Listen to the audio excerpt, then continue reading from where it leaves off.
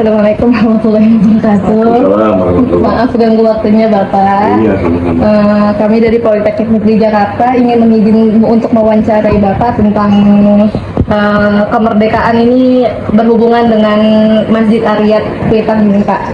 Untuk pertanyaan pertama, bagaimana peran Masjid Ariyat Kuitang dalam perjuangan kemerdekaan Indonesia Bapak? Ya. Berbicara masalah Masjid Ariyat Kuitang, ya tidak boleh lepas dari tokohnya, pendirinya dan juga ulamanya, yaitu Al Habib Ali bin Abdurrahman Al-Habsyi. Dialah yang mendirikan ini masjid ya pada tahun 1911, kemudian dibongkar pada 1932.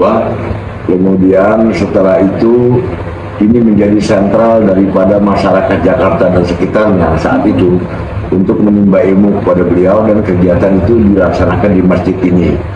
Nah, oleh karena beliau mempunyai banyak murid dan juga bagian-bagian murid beliau juga banyak orang-orang terkenal, ya termasuk tokoh bangsa, karena beliau adalah seorang ulama dan juga seorang yang prinsip, yang bisa gampang bersahabat. Beliau bersahabat dengan tokoh-tokoh bangsa, tokoh pada. Nah, salah satunya adalah Insinyur Soekarno atau Presiden pertama Republik Indonesia pun berguru pada beliau. Nah, pada saat beliau dekat dengan Habib Ali, Bung Karno itu banyak nasihat dan wejangan ya tentang agama, juga tentang kebangsaan, yang mana pada saat itu kita masih dalam genggaman penjajahan. Maka diberikan spirit untuk kiranya suatu saat kita bisa memproklamirkan diri menjadi bangsa yang merdeka. Nah, dari situlah hubungan Bung Karno ya dengan Habib Ali dekat sekali, sehingga pada waktunya menjelang kemerdekaan Republik Indonesia itu, Habib Ali pun sebagai pendiri masjid ini ikut andil di dalam menentukan ataupun mencari waktu yang tepat untuk diproklamirkannya negara kita Republik Indonesia, yang kita tahu itu ada tanggal 17 Agustus 1945 atas doa dan dukungan daripada Masjid Habib Ali yang notabene pendiri daripada Masjid Kuitang itu sendiri. Terima kasih Bapak atas penjelasannya. Untuk langsung soal nomor 2 ya Pak. Apakah Masjid Ariyat Kuitang pernah menjadi tempat pertemuan atau markas organisasi atau tokoh-tokoh kemerdekaan gitu Pak? Secara tidak langsung bahwa tokoh-tokoh bangsa pernah berkumpul di sini. Ya tentu saja intinya adalah tentang keagamaan, karena pendiri Masjid Habib Ali itu seorang ulama, dan juga membicarakan tentang ya, nasib bangsa ini. Ya karena Jakarta saat itu juga walaupun belum dijadikan ibu kota, tapi kan tempat berkumpulnya para tokoh bangsa. Jadi pernah diadakan perkumpulan, pertemuan, walaupun tidak secara resmi, apalagi pada saat itu kan masih zaman penjajahan. Nggak bisa kan secara resmi membuat satu perkumpulan.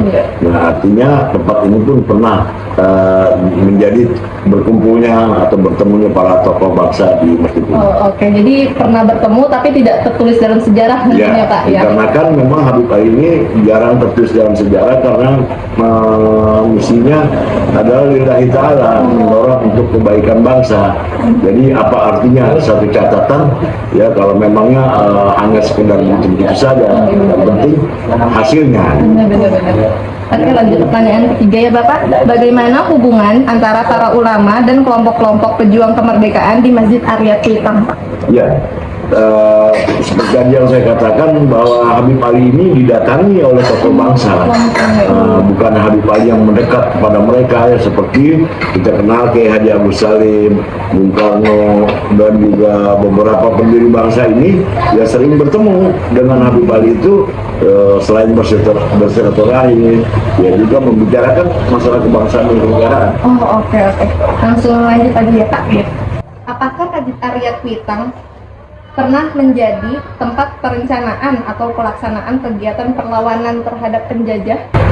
Secara tidak langsung bahwa Masjid Kuitang ini kan berada di Kampung Kuitang. Kampung Kuitang adalah yang notabene adalah penduduk Jakarta asli yang mempunyai jiwa patriot yang cukup besar. Ya kalau saya cerita bahwa perjuangan orang Kuitang di dalam peperangan itu reklamasi Jalan Keramat Raya itu mayoritas orang Kuitang. Jadi memang kita bicarakan itu bagaimana kita mengusir penjajah Belanda, ya bagaimana kita melawan Jepang, dibicarakan oleh masyarakat. Ya, artinya terlibatlah pada masyarakat kita besar yang juga masjid kan nggak merupakan tempat berkumpulnya ya para tokoh Kuitang pada saat itu. Iya, benar. Lalu apakah terdapat tokoh-tokoh ulama di Masjid Arya Kuitang yang aktif dalam perjuangan kemerdekaan, Pak? Yang paling pasti adalah Habib Ali bin Abdurrahman Al-Habsyi itu sendiri.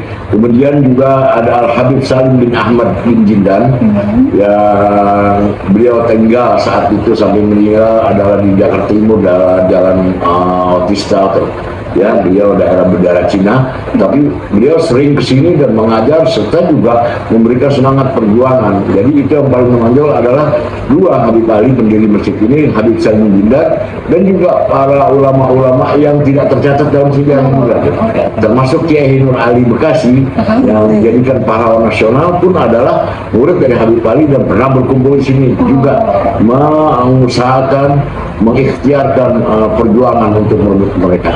Oke. Untuk pertanyaan terakhir, Pak, kan di sebelah sana tadi ada makam ya, Pak. Boleh tanya nggak itu ada siapa saja? Oke. Habib Ali bin Abdurrahman Al-Habsyi itu meninggal pada tahun 1968. Nah, oleh karena beliau seorang ulama besar, ulama Nusantara, bahkan dunia mengenal, dan juga pemerintah menghargai, sehingga pada saat beliau meninggal, beliau diberikan izin oleh pemerintah ya untuk dapat dimakamkan di sisi kiri daripada Masjid Ariyat ini, Masjid Kuitang ini. Nah, maka pada tahun 1968 itu dimakamkanlah beliau di situ. Kemudian perjuangan ataupun taklim itu dilanjutkan oleh putranya yaitu Habib Muhammad bin Ali Al-Habsyi pun pada tahun 1970-an meninggal, maka dimakamkan di sebelah daripada makam Habib Ali. Jadi kalau ada yang berziarah nih ya di sebelah barat ya, itu makam sepuh Habib Ali, keduanya adalah Habib Muhammad putranya, kemudian yang ketiga menantunya Habib Ali, yang keempatnya adalah cucunya Habib Ali. Jadi ada 4 makam yang mana terdiri dari Habib Ali, anaknya, menantunya, dan cucu. Oke, Bapak. Terima kasih Sama-sama atas penjelasan yang mudah-mudahan ya jadi Bapak. pengetahuan buat umum. Iya, amin. Makasih, Bapak. Iya, terima Baik. kasih. Wassalamualaikum warahmatullahi wabarakatuh. Waalaikumsalam warahmatullahi wabarakatuh. Ini adalah ayahnya Habib Ali yang makamnya dari Cikini.